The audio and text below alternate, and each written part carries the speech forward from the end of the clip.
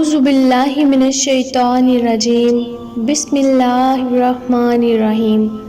شروع کرتی ہوں اللہ تبارک تعالیٰ کے نام سے جو دلوں کے بید خوب جانتا ہے۔ پیارے ناظرین، اللہ پاک نے اس دنیا میں بہت سے بادشاہوں اور بہت سے لوگوں کو مال و دولت کے خزانوں سے نوازا ہے، لیکن جب بات آ جاتی ہے قارون کے خزانے کی تو دنیا کے تمام مال و دولت کے خزانے اس کے مقابلے میں معمولی سا حصہ ہوتے ہیں۔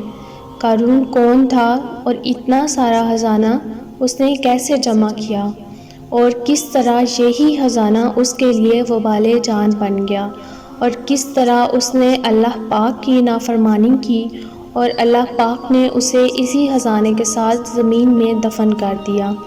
یہ جاننے کے لیے اس ویڈیو کو مکمل دیکھیے۔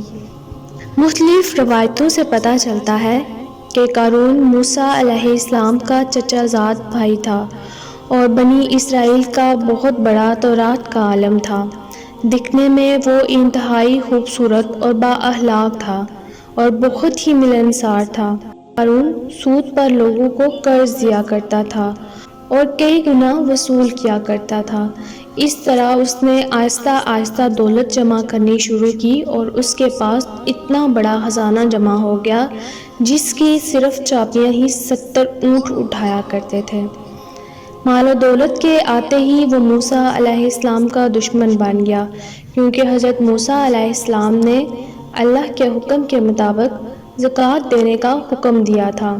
قارون کے پاس اتنا خزانہ تھا کہ 70 اونٹ اس کی چابیاں اٹھایا کرتے تھے۔ جب حضرت موسیٰ علیہ السلام نے زکوٰۃ کا بولا تو فی الوقت وہ اپنے مال کا ایک حصہ زکوٰۃ کے طور پر دینے کے لیے راضی تو ہو گیا، لیکن جب بعد میں اس نے حساب لگایا تو اسے اندازہ ہوا کہ یہ تو ایک بہت بڑی رقم بنتی ہے۔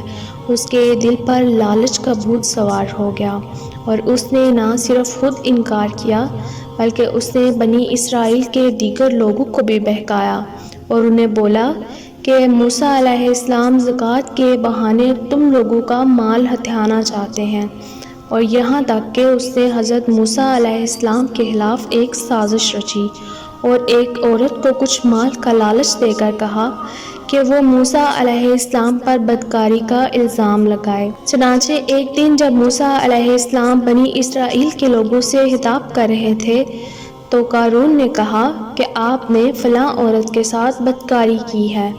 تو موسیٰ علیہ السلام نے کہا کہ اس عورت کو میرے پاس لاؤ۔ تو اس عورت کو پیش کیا گیا۔ حضرت موسیٰ علیہ السلام نے فرمایا، تجھے اس پاک ذات کی قسم جس نے بنی اسرائیل کے لیے دریا میں 2 راستے بنا دیے اور بنی اسرائیل کو فرعون سے نجات بخشی، بتاؤ کہ سچ کیا ہے؟ وہ عورت خوف کے مارے کانپنے لگی اور بولی کہ مجھے قارون نے مال کا لالچ دے کر کہا کہ میں آپ پر بہتان لگاؤں۔ اسی وقت موسیٰ علیہ السلام کی آنکھوں سے آنسو آ گئے اور آپ نے اللہ پاک کا شکر ادا کیا اور یہ دعا مانگنے لگے کہ قارون پر اللہ کا قہر و غضب نازل ہو۔ اس کے بعد موسیٰ علیہ السلام نے فرمایا، جو قارون کا ساتھی ہے وہ قارون کے ساتھ کھڑا رہے، باقی اس سے جدا ہو جائے۔ اس وقت 2 لوگوں کے سوا باقی سب قارون سے الگ ہو گئے اور پھر موسیٰ علیہ السلام نے زمین کو حکم دیا کہ وہ اسے پکڑ لے اور قارون زمین میں دھنسنے لگا۔ اس کے بعد قارون گڑ گڑانے لگا، موسیٰ علیہ السلام سے معافی مانگنے لگا، لیکن موسیٰ علیہ السلام نے اس پر کوئی توجہ نہ دی۔ آہستہ آہستہ وہ پورے کا پورا زمین میں دھنس گیا۔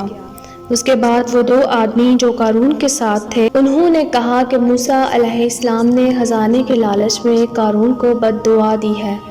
تو آپ علیہ السلام نے اللہ تعالیٰ سے دعا کی کہ اے اللہ پاک، قارون کا خزانہ اور باقی سب کچھ بھی زمین میں دھنسا دے۔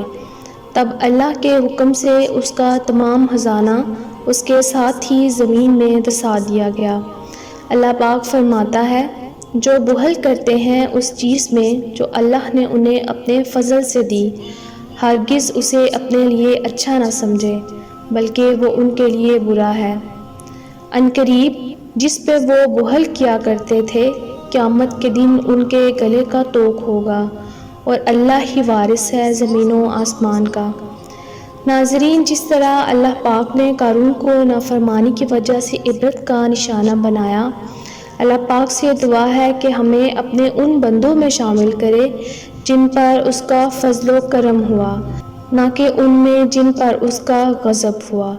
السلام علیکم۔ اللہ حافظ۔